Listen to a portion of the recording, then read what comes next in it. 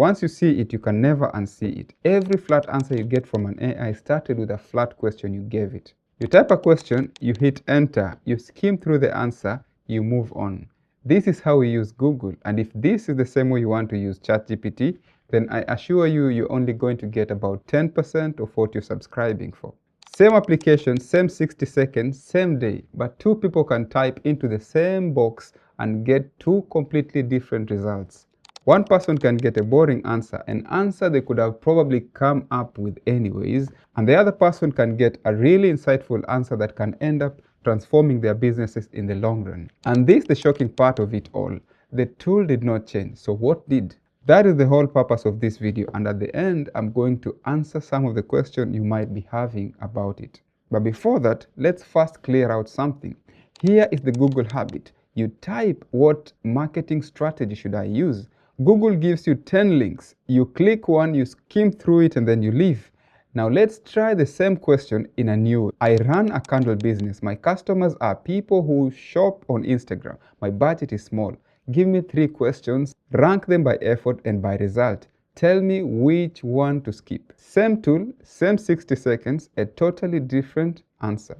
And here's the twist, the part almost no one sees. The problem wasn't AI. People blame the tool. They say it's too generic. But AI never got lazy. The question did. You gave it a search bar question, and so it gave you a search bar answer. Once you see it, you can never unsee it. Every flat answer you get from an AI started with a flat question you gave it. So how do you ask it the right way? It's not hard. You just need to give it 4 things. Who you are, what you want, your limits, and the shape in which you want your answers to be in. That's it. You're not being fancy, you're being clear. Think of it like this. If you hired a new worker on day 1 and you just said, do the marketing, they would freeze. But if you said, here are our customers, here is our budget, here is what a good week looks like, they would know exactly where to start from. AI works in the same way. It's not smarter than a new hire, it just never got the right instructions. Let's get more practical. Let's say you sell candles business online. Who you are, I run a small candle business, I mostly sell on Instagram. What do you want? I want better product description. Your limits, keep it under 50 words, no cheesy words. The shape, give me 3 versions, rank them by which one you would use first. 4 short lines, 10 seconds, that's the whole trick. But that's not all. Here is where most people quit, and they do not even know it is why they quit.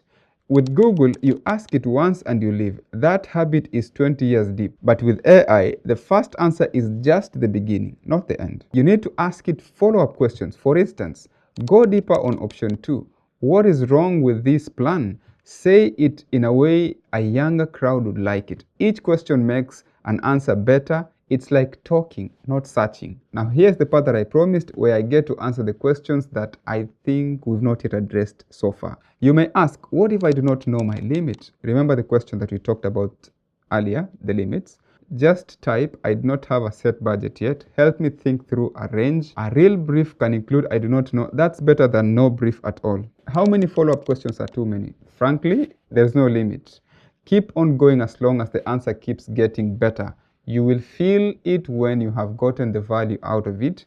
That's when you stop, not before. Does this work on all AI tools or just ChatGPT? Actually, it works on all large language models. Think of it as an idea tool.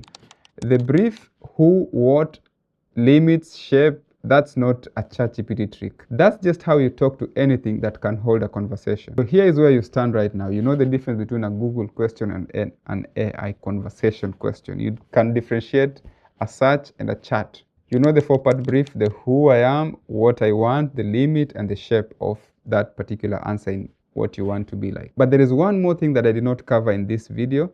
What happens when AI answers sounds right, but they're actually wrong? Because a wrong answer that sounds sure is more dangerous than a wrong answer that sounds checky, because you never have time to think through it. That will come in the next video, how to catch AI when it lies with a straight face.